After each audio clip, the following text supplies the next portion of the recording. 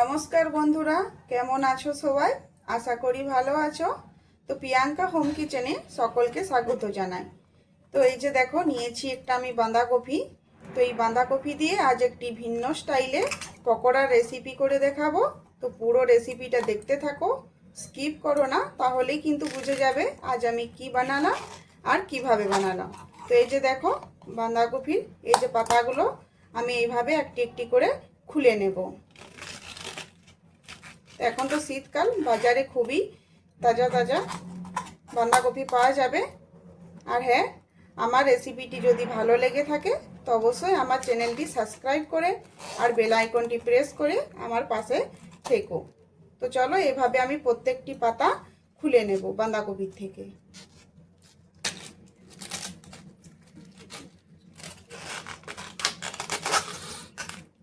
তো এই যে দেখো, এখানে কিন্তু আমি অনেকগুলো পাতা খুলে নিয়েছি। তো এই যে এবার এটা আমার আর লাগবে না। এই যে দেখো কতটা সুন্দরভাবে বাঁধাকপির থেকে পাতাগুলো বেরিয়ে চলে এসছে। তো চলো এবার এগুলো একটু ভালো করে আমি ধুয়ে পরিষ্কার করে নেব। তো এই যে দেখো, বাঁধাকপির পাতাগুলো আমি খুব ভালো করে জল দিয়ে পরিষ্কার করে ধুয়ে নিয়েছি। তো এবারে এগুলো গরম জলে একটু ভাপিয়ে নেব। তো কড়াইয়ে দিয়ে দিলাম জল।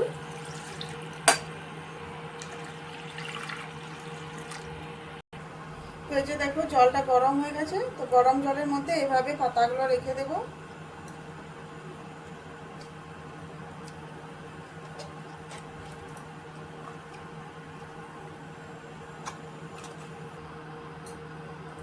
তারপরে এটা এইভাবে একটু ঢাকা দিয়ে রেখে দেব। তো চলো দেখে নিই। তো এই যে দেখো, বাঁধাকপির পাতাগুলো কিন্তু ভেপে গেছে। তো এটা প্রায় অনেকটাই আমি সিদ্ধ এটা করে নিয়েছি। তো এটা আবার হয়ে গেছে, এটা নামিয়ে নেব। তো এই যে দেখো, এগুলো নামিয়ে নিয়েছি। তো এবার এগুলো নামিয়ে আমি ঠান্ডা করে নেব। তো এই যে দেখো, এখানে আমি 4টি আলু নিয়েছি। তো আলুটা এবারে ভালো করে ছুলে নেব। তো বন্ধুরা, আমার রেসিপিগুলি তোমাদের যদি ভালো লেগে থাকে তো অবশ্যই আমার চ্যানেলটি সাবস্ক্রাইব করে আমার পাশে থেকো আর একটু আমাকে এইভাবে সাপোর্ট করো।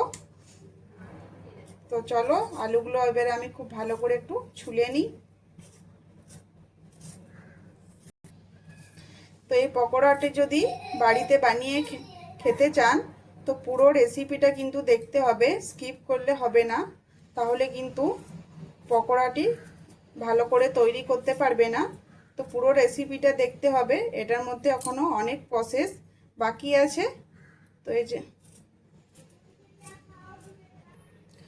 যে দেখো, আলুটা আমি খুব ভালো করে ছুলে নিয়েছি। এবারে আলুটা মাঝ বরাবর কেটে নেব। তো এবারে এই যে একটা পিস নিয়েছি, এটা 3 ভাগ করে নেব।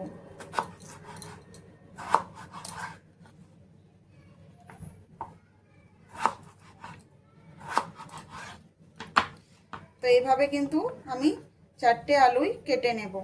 এই যে দেখতে পাচ্ছ, পিসগুলো এখানে কিন্তু একটু মোটা মোটা হবে। তো চলো এবার এগুলো জলে দিয়ে দেব। কেটে জলের মধ্যে দিয়ে দিতে হবে, নাহলে আলুটা কিন্তু কালো হয়ে যাবে।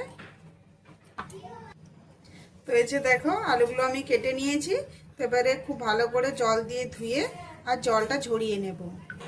তো এই যে দেখো, কড়াইয়ে জল নিয়েছি, দিয়ে দিচ্ছি অল্প নুন।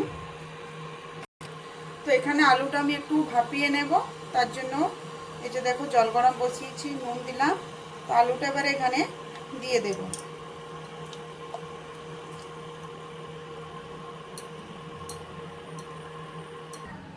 তো এই যে উপর দিকটা এইভাবে একটু ছুরি দিয়ে ছুলে নেব, মোটা সিটটা আছে না, এটা এইভাবে।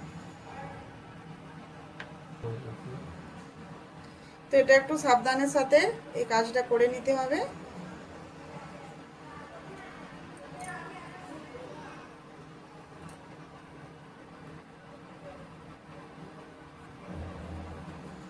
তো এই যে দেখো, আমি এর যে মোটা সিটটা খুব ভালো করে ছাড়িয়ে নিয়েছি।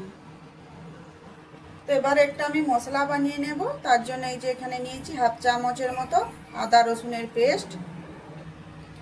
এবারে দিয়ে দেব কাশ্মীরি লাল লঙ্কার গুঁড়ো, অল্প হলুদের গুঁড়ো, দেব অল্প জিরের গুঁড়ো, ঝাল লঙ্কার গুঁড়ো, ধনে গুঁড়ো, স্বাদ অনুযায়ী নুন, গোলমরিচের গুঁড়ো, দিয়ে দেব কসুরি মেথি, গরম মশলার গুঁড়ো, দিয়ে দেব কর্নফ্লাওয়ার 2 চামচের মতো। তো এখানে আমি নিয়ে নিয়েছি 2 চামচের মতো বেসন।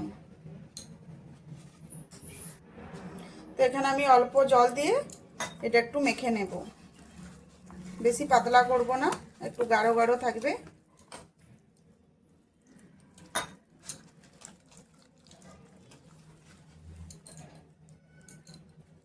তো এই যে দেখো এখানে আমার একটা ব্যাটারের মতন তৈরি হয়ে গেছে। তো এবারে এটা আমি একটু সাইডে রেখে দেব। তো এই যে দেখো বাঁধাকপির পাতা একটা নিয়ে নিয়েছি, তো এটা একটু এইভাবে কেটে নেব।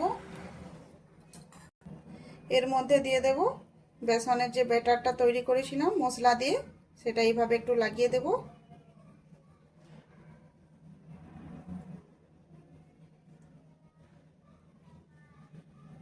একটু ভালো করে চারদিকটা এভাবে একটু ব্যাটারটা লাগিয়ে দিতে হবে। এবারে এর মধ্যে নিয়ে নেব 1 পিস আলু। তো এবারে এটা একটু ভালো করে মুড়ে নেব, সাইড থেকেও পাতাটা এইভাবে একটু মুড়ে নেব বাঁধাকপির পাতাটা। তো এই যে দেখো এইভাবে রোল করে নেব। তো এই যে দেখো আমি কি সুন্দর একটা বানিয়ে নিলাম। তো এইভাবে আমি প্রত্যেকটা বানিয়ে নেব। তো এই যে দেখো আরো এইভাবে আমি বানিয়ে নেব। তো এই পকোড়াটা খেতে কিন্তু খুবই ভালো লাগে, একদম মুখরোচক খাবার একটা। তো এইভাবে যদি বাড়িতে বানিয়ে খাওয়া হয় এটা খেতে কিন্তু খুবই ভালো লাগবে। তো এই যে দেখো এভাবে কিন্তু আমি সবগুলো বানাবো। তো রেসিপিটি যেটি আমি বানাচ্ছি এটি কিন্তু একদমই স্কিপ করে দেখবে না, তাহলে কিন্তু এটার অনেক কিছু এখনো বাকি আছে, নাহলে কিন্তু এই যে পকোড়াটা কিন্তু খুব ভালো করে বানাতে পারবে না। তো এই যে দেখো এখানে আমি সবগুলো বানিয়ে নিয়েছি। এবার এখানে একটা ডিম ফাটিয়ে নিলাম। এবারে ডিমটা খুব ভালো করে ফেটিয়ে নেব। তো ডিমটার মধ্যে দিয়ে দেব অল্প নুন। তো এই যে এখানে আমি ডিম নিয়েছি, তো ডিমের জায়গায় এখানে কর্নফ্লাওয়ার ইউজ করলেও চলবে। তো এই যে দেখো এখান থেকে একটা এইভাবে আমি নিয়ে নেব। এটা এই যে ডিমের ঘোলটাতে এটা খুব ভালো করে ডিমের ঘোলটা লাগিয়ে দেব। আর এখানে আমি নিয়েছি কর্নফ্লেক্সের গুঁড়ো। তো এখানে কর্নফ্লেক্সের গুঁড়োটা খুব ভালো করে কোটিংটা করে নেব। তো এখানে ব্রেড ক্রাম্বসও নিতে পারো। তো এই যে দেখো খুব সুন্দর কোটিং করে নিয়েছি। এবারে এইভাবে কিন্তু আমি সবগুলো বানিয়ে নেব।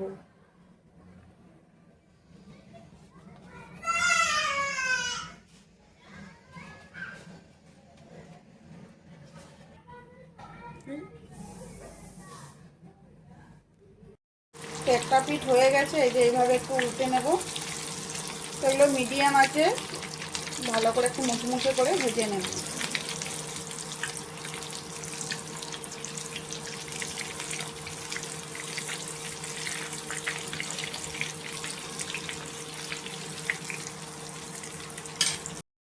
তো এই যে দেখো এগুলো ভাজা হয়ে গেছে, খুব সুন্দর কালার চলে এসছে। তো এবারে এগুলো তুলে নেব।